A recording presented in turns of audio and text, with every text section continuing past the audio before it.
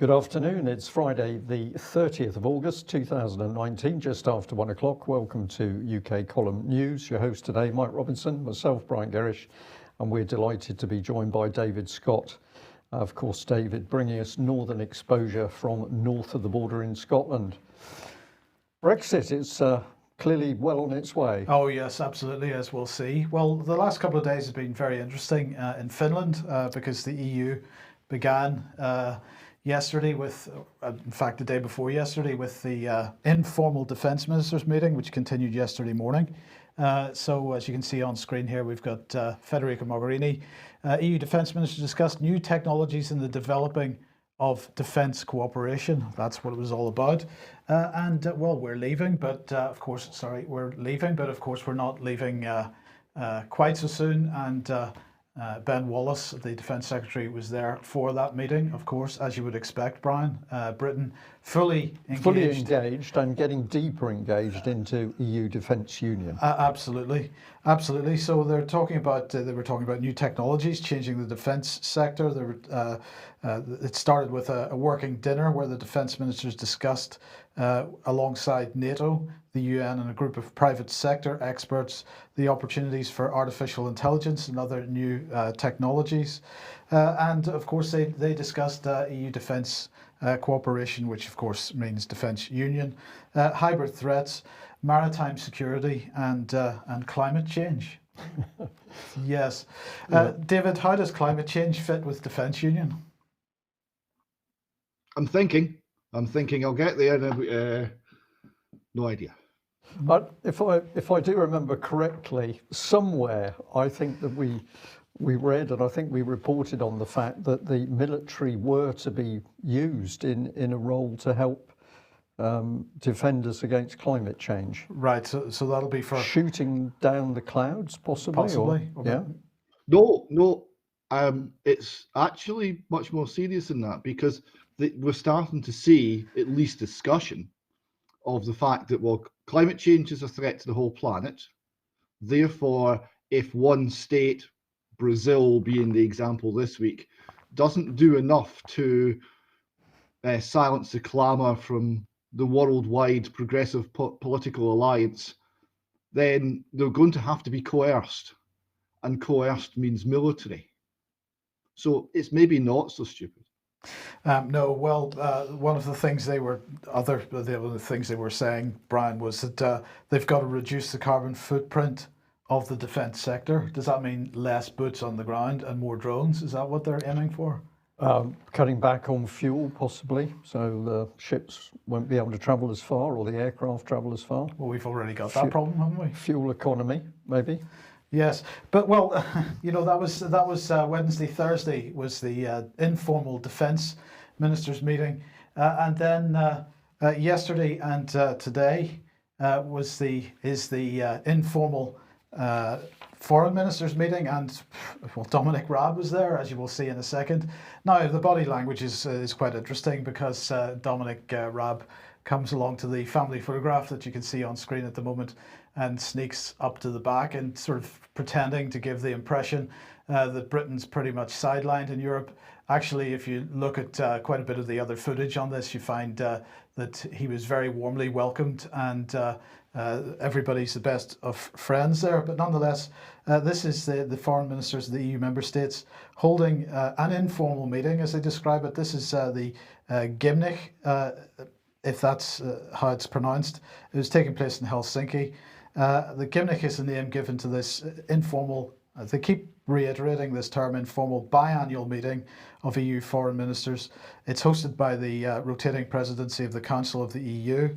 Well, what's interesting about it is that ministers are not accompanied by any assistants, no deputies, no officials, and this apparently makes the conditions easier for informal and frank exchange of views. So this is like the Bilderberg of foreign ministers here, Brian. Chatham House secretive rules. Yes. So there you can see Dominic Raab sort of poking his head out from the back row there. But in fact, just before I mention this, I'll just make the point that the Gymnich meetings have been held, or are called that, because the initial meeting was held at the Schloss Gymnich in Ernstadt, North Rhine-Westphalia, Germany. So it's, you maybe get a clue there. But as you can see, Dominic Raab poking his head out from the back. But in fact, he was very proud to be wearing the little badge that they all appeared to be wearing. So I'm not entirely clear what the badge is about. Well, no, the badge is about the meeting. Right. This is the badge of the meeting, and everybody was wearing one with the exception of Federica Mogherini. But nonetheless, he was very proud to wear his. And I'm not sure what message that's supposed to send us with respect to Brexit. David, have you got any suggestions what that might signify? Well, this is a great unknown, right? Because we're still not talking about Brexit in terms of EU military union. The silence, the same silence we had before. Apologies for noises off. The same silence we had before has been continued under the government of Boris Johnson. So where are we? We don't know. Absolutely. Right. So where does that take us then? Well, let's move on just to here, because here is Anna. I don't even know how to pronounce her surname. She's clearly from Georgia, I think, but it's Nadabidza, perhaps. And she was tweeting out yesterday, note that despite Brexit chaos, UK-EU discussions about foreign policy continue at meetings with Merkel and Macron, hashtag G7 Biarritz, and now hashtag Gimnich. Also, government's decision to stop attending EU meetings from 1st of September does not apply to security and foreign affairs. Now, this is a very interesting statement. Now, who is this lady? She's research and communications at Open Europe. Now, this is notionally a Eurosceptic think tank, but in fact, in the run-up to in 2016, in the run-up to the referendum, they were arguing for Britain to remain within the EU, within a reformed European Union. So this was very much the David Cameron position. But since then, they are viewed pretty much as a Brexit-style organisation. And her tweet was in response to Dominic Raab's tweet that he was attending Gimnich. So, let's just remind ourselves what she said. Government's decision to stop attending EU meetings from 1st of September does not apply to security and foreign affairs. Now, we already know that security includes defence, but what could that mean? We're not coming out of the EU. Well, that may well be the case. So let's just remind ourselves of this. First of all, in the intelligence and security sector, UK will not leave. It's a big secret, but you will not leave.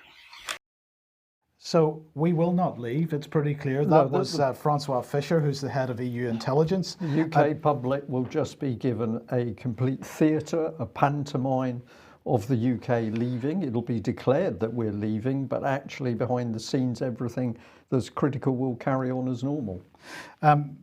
David, it seems to be pretty clear to me what the situation is. What's your view on this? I think time matters a lot in this. They have an agenda, they have a time scale. They want to complete EU military union by 2025. They need, in order to do that, they need the British military and they need the British military industrial capability, which is a very substantial, about 40% of the entire European industrial capacity in that sector. They need us. So it's a case of until that is complete, until that is not reversible, we have to be kept to some extent on the hook. And everything I suspect is secondary to that goal. Well, I think we're going to discuss this in a bit more detail in the UK Column News Extra that we do after the programme, and that'll be available for UK Column members on the community website shortly after the news programme. But let's quickly move on because, what were they discussing?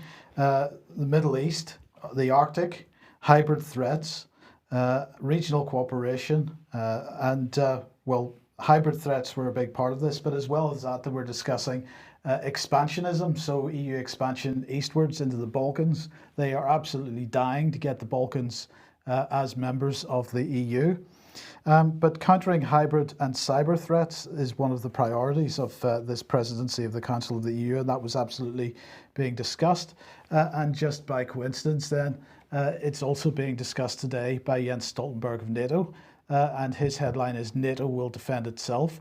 Now, that could be interpreted in many ways, but this was an article originally published in Prospect magazine, and just a coincidence, he's talking about the same sort of things. He's saying it takes just one click to send a cyber virus spreading across the globe, but it takes a global effort to stop it from wreaking havoc, and NATO is playing its part to keep us all safe, as it has been doing for 70 years. NATO is adapting to this new reality.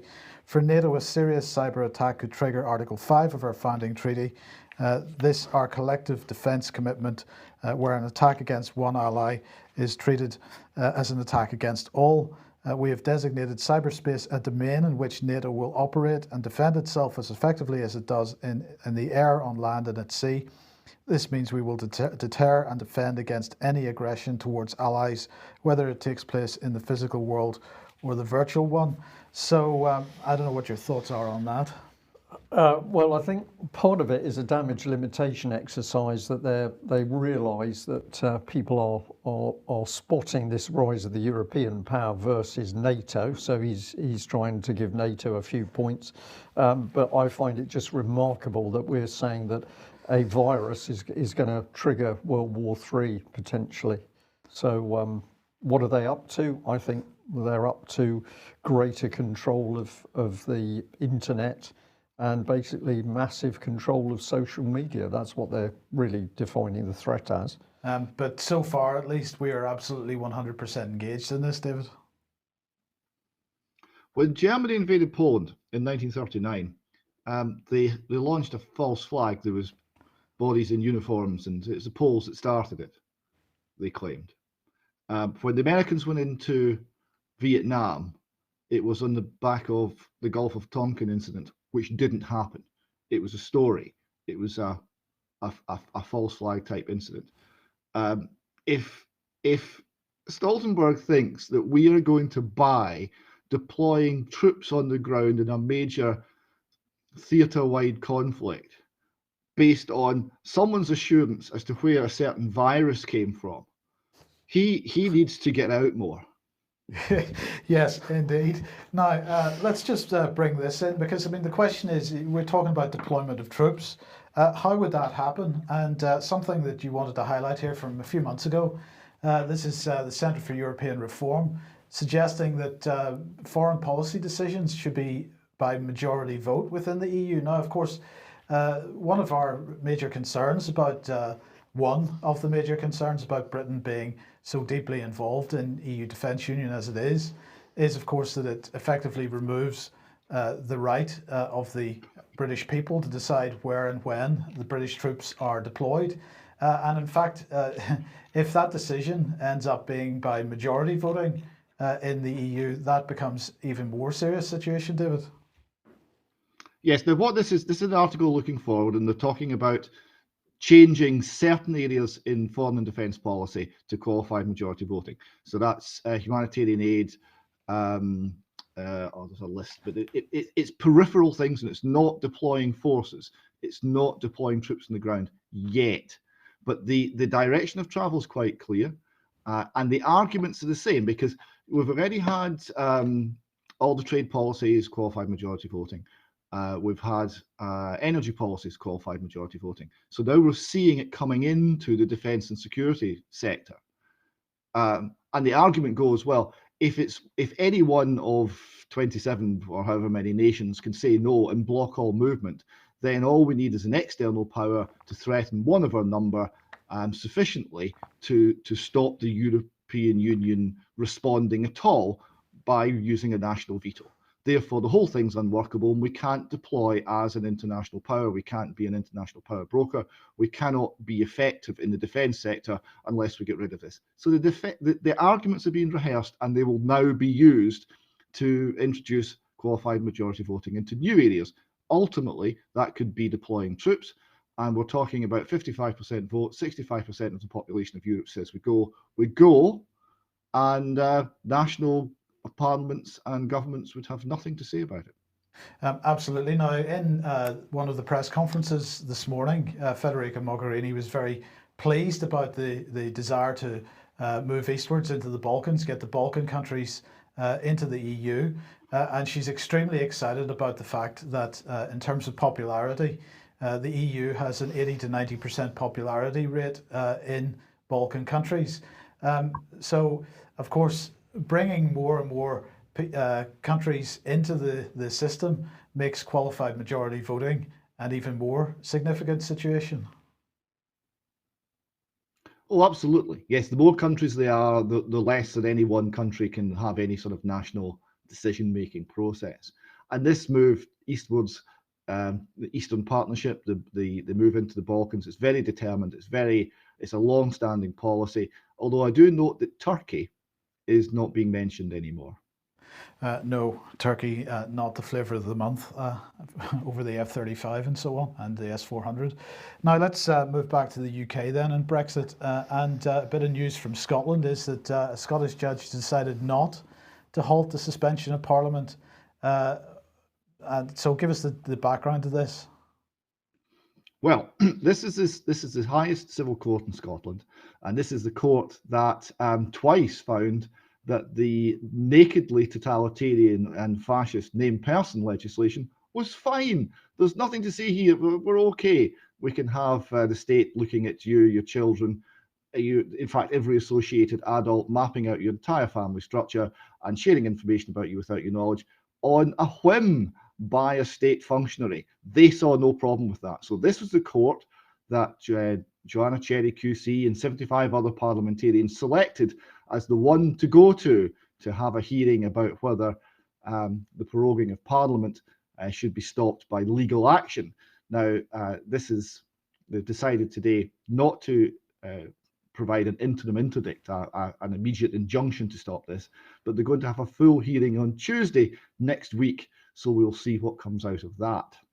And in the meantime, south of the border, of course, there is a case going on as well, which John Major now wants to get involved in. So this is Guido Fawkes' website saying Living Museum exhibit John Major has released a statement announcing legal action against the Prime Minister.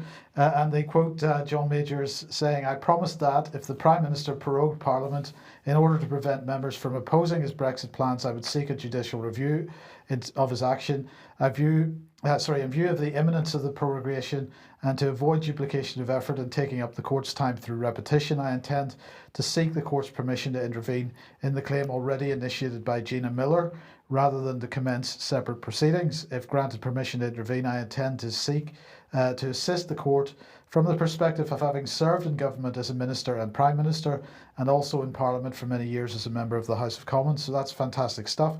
But David, a question I have for you, because we're constantly being told about this this notion of parliamentary sovereignty, and of course, Parliament isn't politically sovereign, so they can make legislation. They're absolutely free to do that, and the courts, through judicial review, or perhaps more appropriately through the actions of juries, have the right to override that legislation and say, no, that's not fair, or it's draconian, or it doesn't work under these certain set of circumstances. But of course, constitutionally, from a legal standpoint, Parliament has sovereignty. And in that sense, my question to you is, what right do courts have to intervene in parliamentary procedure?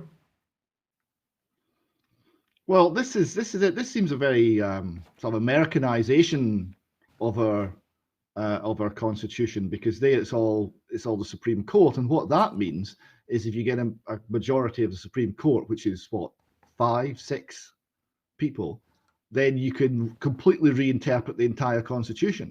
So rather than it being a safeguard, it's actually a way of a very small number of people changing the country enormously. And we've seen that repeatedly. So this is not a good thing, and it's not a pro-liberty thing. But the fact that John Major, I like the Living Museum exhibit, that was very good. The fact that John Major, who prorogued Parliament himself to avoid, what was it, the publication or delay the publication of a report critical of Cash for Questions. Yes. Which would look badly, which would show his government in a bad light. That John Major is now taking the moral high ground. I don't think they've got the right grey man. No, that may well be correct. But in the meantime, then, the House of Lords Constitutional Committee, which launched an inquiry into the Fixed Term Parliaments Act, I think in July, is holding its first evidence session on Wednesday this week. And I'm very keen if anybody's able to get along to that. To give us a report from that, I'd be very keen for somebody to do that. So they're holding their first evidence session on this inquiry into the Fixed Term Parliaments Act 2011. Of course, this is the Act of Parliament which basically sets the length of a Parliament to 5 years. So they're going to hear from witnesses from Hull University, the Hansard Society, the Institute for Government, and the Constitution Unit. They're going to be asking questions, for example, to what extent has the Act led to a meaningful transfer of power from the Prime Minister to Parliament? What impact has the Act had on the notion of the House of Commons having confidence in government? What obligation is the government under to make time available in the House of Commons for a motion of no confidence? What constitutional and legal obligations is Prime Minister under in the 14 days following a defeat in a no confidence motion? Should the Act be amended or repealed? These are the sort of questions that they're asking. But the timing of this is spectacularly coincidental, David. Oh, it certainly is. So we are having an inquiry into something that's happening now. That's new. Yes. I think there's no more to say on that, indeed. Okay, let's move on. And if you like what the UK column does and you would like to support us, then please head over to the community website, and there are various options for how you can do that there. You can join us as a member and make a donation and so on. And your financial support absolutely appreciated. Quick reminder of the GCMAF awareness event taking place on the 11th of September outside Parliament. That will begin at 11:11. Hopefully Parliament will still be sitting. Certainly there are things still in the timetable for that day, but we'll see. In any case, that event is going to continue whether Parliament's in or out. Absolutely. And just tie that in with the details again of Lynn Thor, who of course is being held in Fleury-Mérogis prison in France, and how she's facing charges that have been drifted across from David Noakes, and she could spend 2 years in prison before even facing a trial in France. So Lynn would appreciate correspondence. If you can write to her, the address is on screen and you can freeze that. David, Common Law Court holding a couple of events. Yes, the first is to do with Lynn Thor and David Noakes. It's been held at the Holiday Inn, Egerton Road, Guildford, Surrey. That's GU2 7XZ. And that's on Saturday, the 31st of August. That's Saturday coming, 10:45 for 11. And that's looking at the unlawful behaviour of 2 judges in relation to the treatment of David and Lynn. Yeah, and just to clarify, that is actually tomorrow. Then another one on the 1st of September. Yes, the second one is looking at matters. Oh, and it's just moved on my screen. To do with HPV vaccine, and that's been held in Manchester, Ark Alley, Mosley Street, Manchester, M23JL, and that's on the Sunday, the 1st of September, and that one is 11:50 for 12 noon. Yeah. Okay. And we say that, of course, vaccination's very important subject, and in UK at least, no law which says that you or your children must be vaccinated. That is the fact. There is no law in this country which says that you must or your children must be vaccinated. However, what we see is authorities enforcing vaccinations on people. That's happening in the NHS, certainly. And it's also happening in some universities where people are being told you cannot be on a particular course unless you've been vaccinated. So there's a great need for educating people, and there's worse to come. And I have here 2 reports which Dr. Graham Downing was keen that we emphasise. So this is a Reuters report, and it's saying that Venezuelan migrants are to get a regional vaccination card under a 10-nation pact. And what's very clear here is that we're now drifting into a world policy where the vaccination net is going to get anyone. The Reuters report says Venezuelan migrants will be provided with a regional vaccination card beginning in October. Health officials from 10 countries agreed on Monday in an effort to ensure they receive needed vaccines and are not given double doses. So I just love the way that this is put across, is we're doing this for your protection to make sure you don't get too many vaccines. But what the migrants, of course, will not be told of what the real dangers of those vaccinations are. And the other report given to us by Dr. Downing was this one from the Deccan Chronicle. And what it's showing is that we've got a film, a spine-tingling thriller, Splice, which has come out exploring the ethical and scientific conundrums of synthetic biology, where two rock star scientists create a new synthetic life form by combining DNA from two different organisms. Just 3 weeks before the release of this film, however, on May the 20th, 2010, Craig Venter at the J. Craig Venter Institute, Maryland, USA, announced the creation of the first synthetic bacterium, whose genome they synthesized entirely in the lab. So this is the danger of where we're going with this sort of stuff. We've got vaccines which people know are harming them, but we're not allowed to talk about that. Whilst in labs, we're literally creating our own life forms. Dr. Graham Downing was Ian Crane's guest on Humanity versus Insanity last night. So do go and look at Ian Crane's YouTube channel or Facebook page and watch that. It was a longer program than usual. It was 2 hours, full of pretty significant information in this area. So if this is an area of interest, do go and watch that. Now, David, let's move up to Scotland here and the Stephen Sutherland case. We've got the Daily Record here. Police search homes of 2 men linked to suicide of young mum amid rape tape claims. Yes, so this is first of 2 reports. This one's from 2 weeks ago. It happened just as we were going on the break. It's by Marcello Mega, journalist with the Daily Record. So this was about Jenna Johnson, who is 27-year-old from Thurso in Caithness, and she took her own life and left a son and a daughter.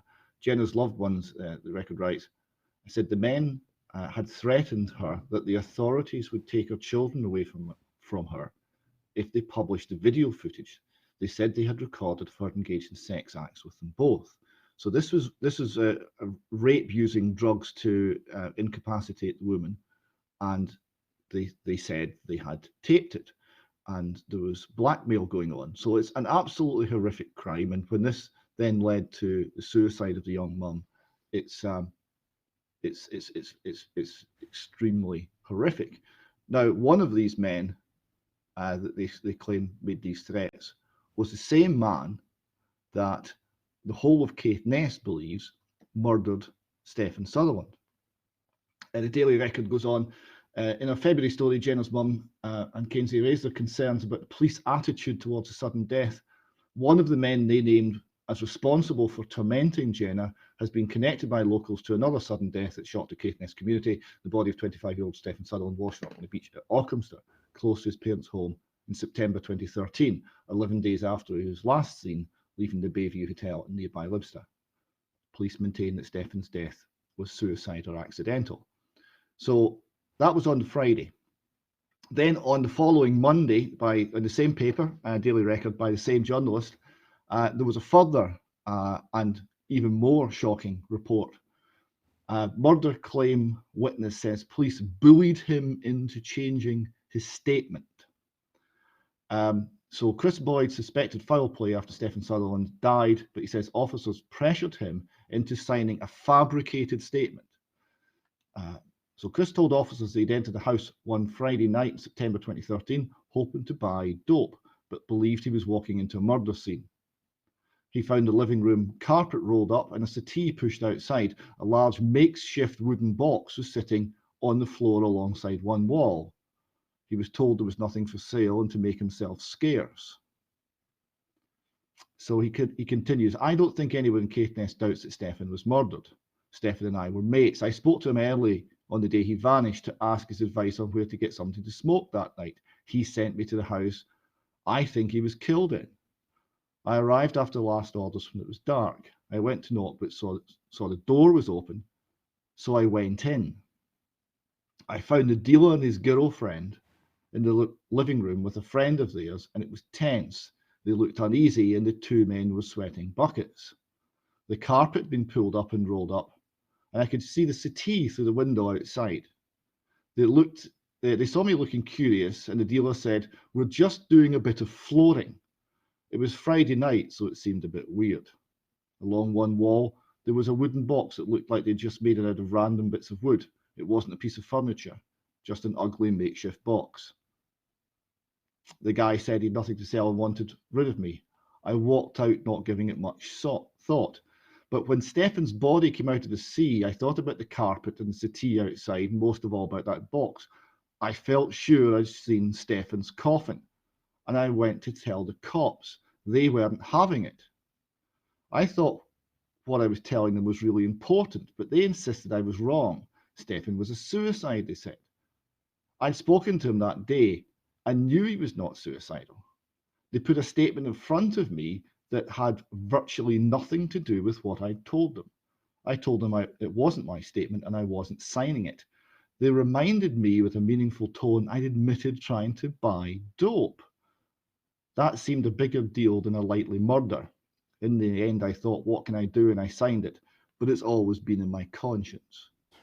So that's a statement by a witness who seems very clear, was pressured into changing his story, signing a false statement by the police. So this is life in Caithness in Scotland.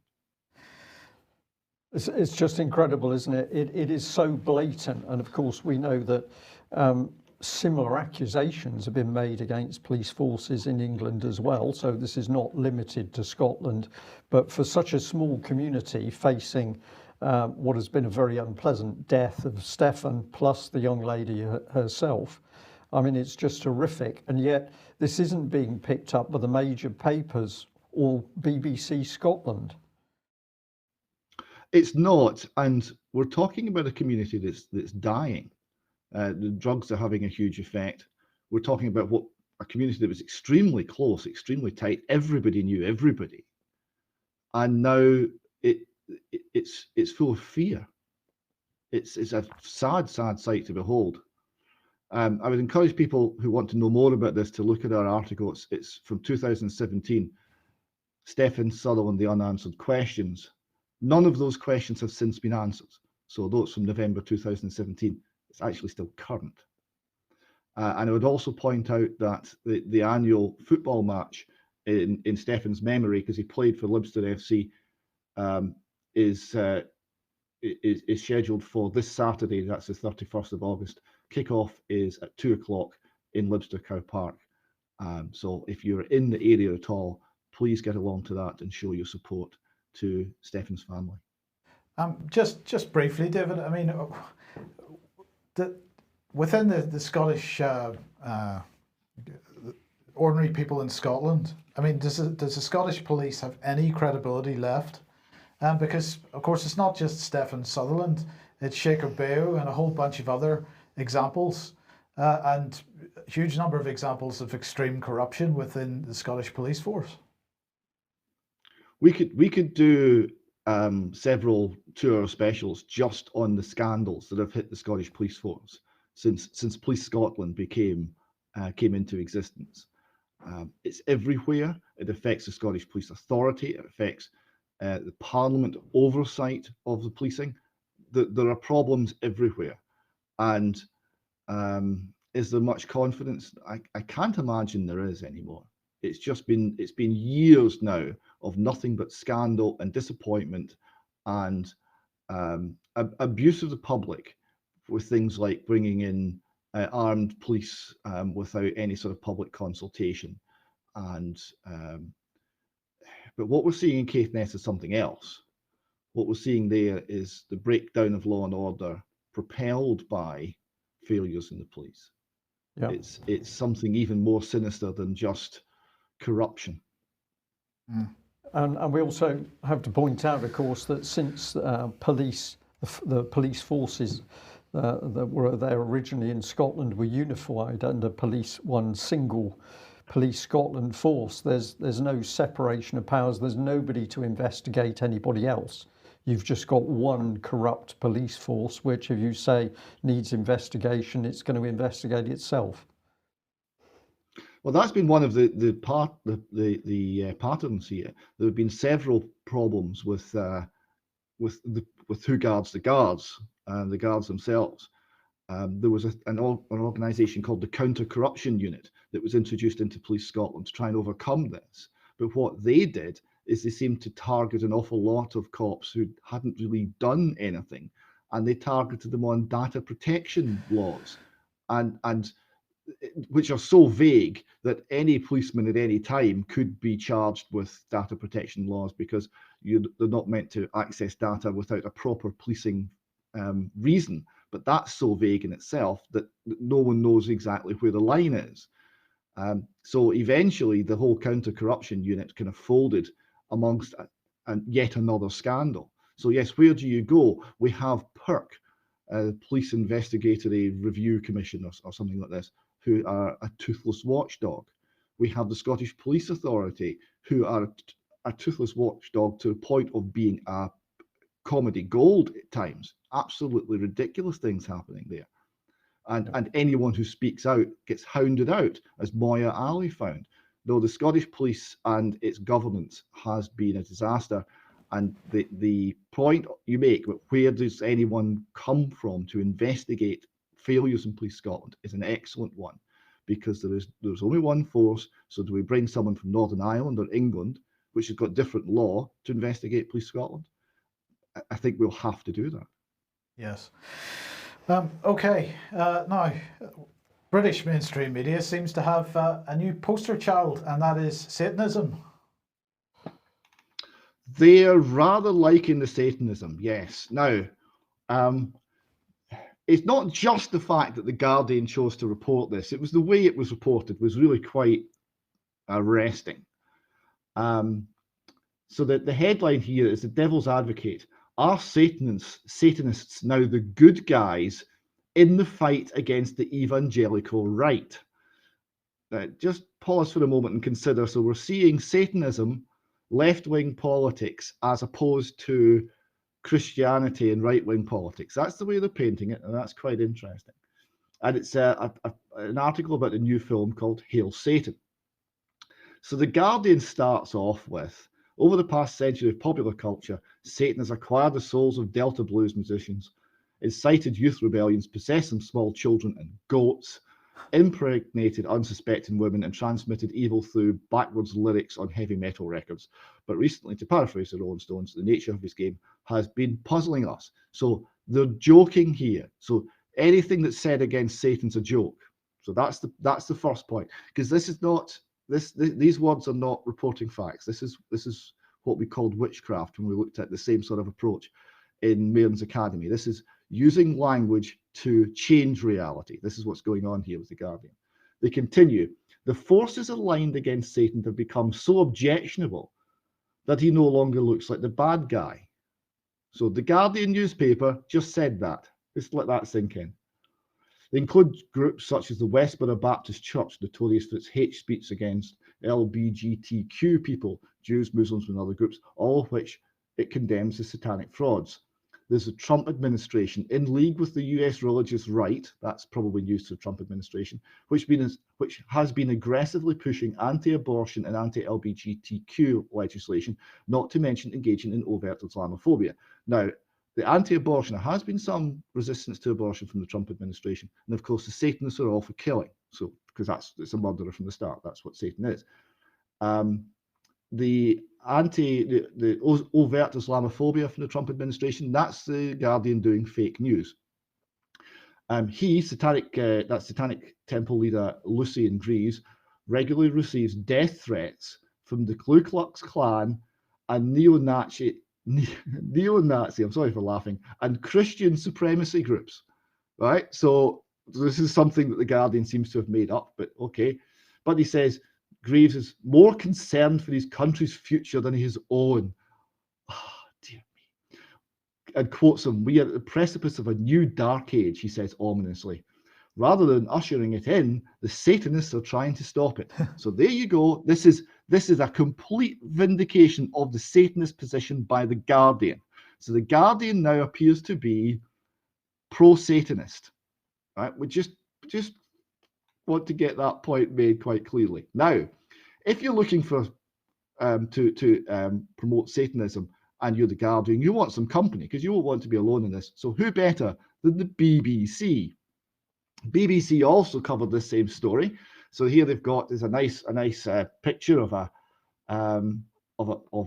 black mass, which assure us is just performance art. You know, this is arts. This is reported in the arts section of the BBC. It's just a performance art piece. It doesn't have any religious connotations, says the BBC. So they start off with, in bold, after the heading is "Hail Satan," the Satanists battling for religious freedom. So they're just after freedom. And then the first thing they say in bold, "Everything you know about Satanism is wrong." So there we go. That's the BBC's position. And then they quote the filmmaker who is called, and I'm not making this up, Penny Lane. And they say she's not a card-carrying member of the temple herself, but it's clear Lane's sympathies lie with them and their aims. Quote, "I would say that my whole life I've been exceptionally confused by religious people." She adds, "I always thought," I know how bad it sounds, so I'm just going to say it now, "I really honestly thought that religion was basically some kind of like mental illness that needs to be treated better. I didn't understand it. I always just fundamentally kind of came out the womb an atheist." So they get the point across there, the BBC, right? If you're Christian, it's a form of mental illness. There's a quoting her, but this is all about drifting ideas in. Now another one from the Guardian here, another article in the Guardian about the same film, Hail Satan, the film that will change your mind about Satanism, also quotes Penny Lane. "I didn't set out to make a film that would give me personal hope and inspiration," said Lane. "I've always told the straight new atheist line when it comes to religion, that religion is stupid and religion is dumb and we should just get rid of it and the world would be better off for everyone if it just dropped the stupid religion thing. And I have totally changed my mind on that. I just think we should be reconsidering what kind of religion might exist going forward, ones that will better fit the reality we live in, because the institutions we have now are thousands of years old. So yeah, I think religion is cool. I think we just need some better religions." So the Guardian there is putting out the idea that Satanism is cool. Now, why would a left-wing paper like the Guardian be endorsing Satanism? Well, if you look at the Bible of left-wing politics, which is Saul Alinsky's Rules for Radicals, you get a clue, because this is in the epigraph. Snopes is very clear about this. He didn't dedicate the book to Satan. Oh no, it's in the epigraph. It's not a dedication page. So we better. That's very important to them, it would seem. So this is what he writes at the very start of Rules for Radical. "Lest we forget at least an over-the-shoulder acknowledgement to the very first radical. From all of our legends, mythology, and history, and who is to know where mythology leaves off and history begins, or which is which, the first radical known to man who rebelled against the establishment and did it so effectively that he at least won his own kingdom, Lucifer." So when you're looking at the people who use the ideas of Saul Alinsky, you're looking at people who see Lucifer as their inspiration. And you're seeing that now worked out in The Guardian. And you're seeing a very easily duped young lady filmmaker think, "Oh, this is wonderful." And she doesn't realize that Satanists lie, that Satan's the father of lies, and that nothing that comes out of them is going to be straight. And we've all had a certain amount of experience of dealing with the people who have been harmed by Satanists in the UK, and we know the reality of this, and the reality is absolutely horrific. So this is not harmless fluff, and this is not silly mistakes. This is, I think, quite dangerous moves to encourage Satanism by the BBC and the Guardian, two institutions that rather define the fourth estate in Britain. Perhaps we just add on that, of course, the Saul Alinsky and Rules for Radicals adopted by both the Labour Party and the Conservatives. So David Cameron's era was boasting that how the Conservatives had picked up on Saul Alinsky's policies. And of course, one of the things he said is, in politics, anything goes. You can do anything to assure the agenda. So whether it's deceive, lie, bully, threaten, it didn't matter to him. And we've now got that Conservative government still in power. But that's the common purpose, isn't it? That is the common purpose, yeah. Where do we go here? Well, are we going to leave it there, or are we going to go on with this? I think we should leave it here because Okay. I think that the subject of Extinction Rebellion, which we were going to cover, requires some time to deal with properly. So we'll come back to that next week. Okay. David, thank you very much for the report. Serious reports from Scotland, but of course the types of things you're talking about are happening across the UK as a whole at the moment. But the media preferring to cover other things, as you've covered on the Satanism. That's it for today. Thank you to our audience for joining us. We will be back at the same time on Monday. And if you're not a subscriber to UK Column, please consider taking out that subscription, because we can only do what we do with your financial support. Thanks for joining us. Bye-bye. Bye-bye.